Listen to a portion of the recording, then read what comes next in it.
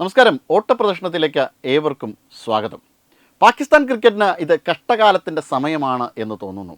അതായത് പാകിസ്ഥാൻ ക്രിക്കറ്റ് ഈ world cup 2020 world കപ്പിൽ ദയനീയമായി പുറത്താകുന്നു. അത് കഴിഞ്ഞ് അടുത്ത ടൂർണമെൻറ്റ് ബംഗ്ലാദേശിനൊപ്പമാണ്. അതിലെ ആദ്യത്തെ കളിയിൽ തന്നെ പരാജയപ്പെടുന്നു. ഇന്നലെ മറ്റൊരു രസകരമായ സംഭവം നടന്നു. അതാണ് നമ്മുടെ ഇന്നത്തെ പ്രധാനപ്പെട്ട വിഷയം. അതായത് വെള്ളിയാഴ്ച നടന്ന ഷേർ ബംഗ്ലാ നാഷണൽ സ്റ്റേഡിയത്തിൽ നടന്ന മത്സരത്തിൽ രണ്ടാം ഏകദിനത്തിൽ പാകിസ്ഥാൻ്റെ സ്റ്റാർ ബാറ്റ്സ്മാനായ സൽമാൻ അലി ആഖ വിവാദമായ ഒരു റണ്ണൗട്ടിൽ പുറത്താകുകയാണ്.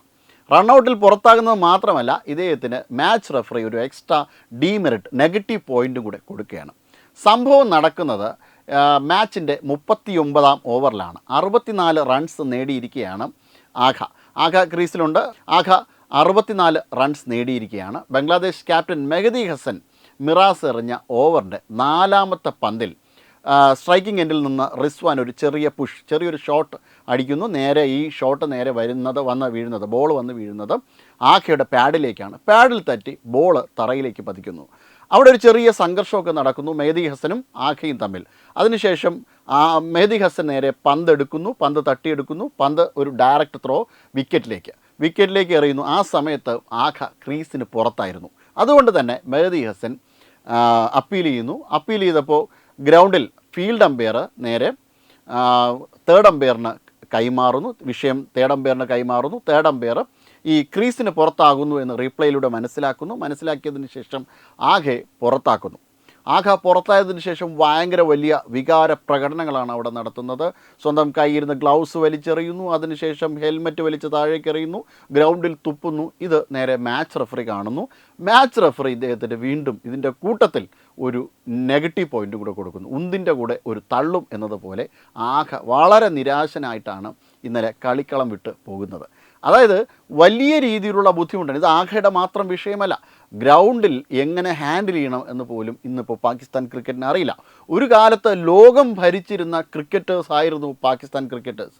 വസീം അക്രം, വഖാർ യൂനിസ്, അങ്ങനെ സയ്യിദ് അൻവർ, ഷാഹിദ് അഫ്രീദി, ഇങ്ങനെ ഉള്ള പാകിസ്ഥാൻ ബാറ്റേഴ്സിൻ്റെയും ബൗളേഴ്സിൻ്റെയും പേര് കേട്ടാൽ തന്നെ ലോകം ഞെട്ടുന്ന ഒരവസ്ഥയുണ്ടായിരുന്നു. ഷോയിബ് അക്തർ, തീ തുപ്പുന്ന ഷോയിബ് അക്തർ, കമ്രാൻ അക്മൽ, ഇങ്ങനെ പറയാനാണെങ്കിൽ നിരവധിയായിട്ടുള്ള ആൾക്കാരുണ്ട്. അത്രയേറെ സമ്പന്നമായിരുന്നു പാകിസ്ഥാൻ ക്രിക്കറ്റ്.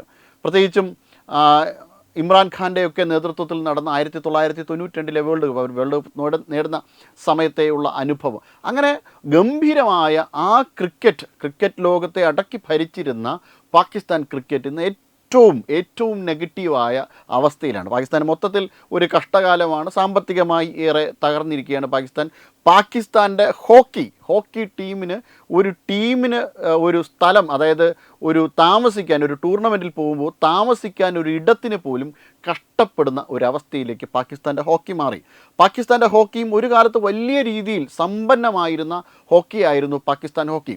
ഒരു കാലത്ത് വേൾഡ് കപ്പൊക്കെ നേടിയിട്ടുള്ള, ഒളിമ്പിക്സ് മെഡൽ സ്വന്തമാക്കിയിട്ടുള്ള പാകിസ്ഥാൻ്റെ ഹോക്കി ടീം.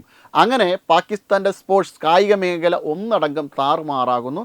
അതിലേറ്റവും പ്രധാനമായിട്ട് താറുമാറാകുന്നത് ക്രിക്കറ്റാണ്.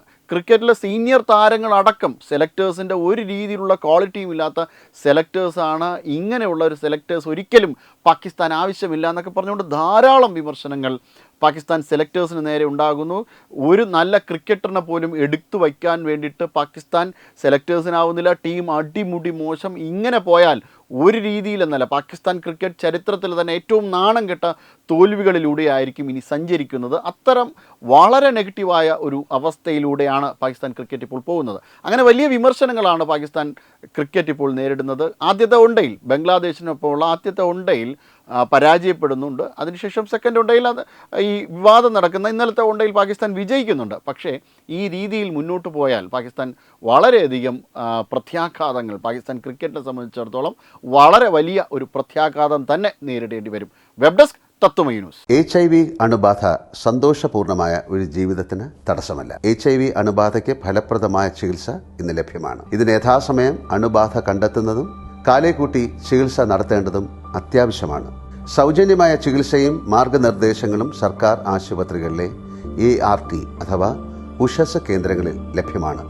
ആരോഗ്യ സംരക്ഷണം ഓരോരുത്തരുടെയും ഉത്തരവാദിത്തമാണ്.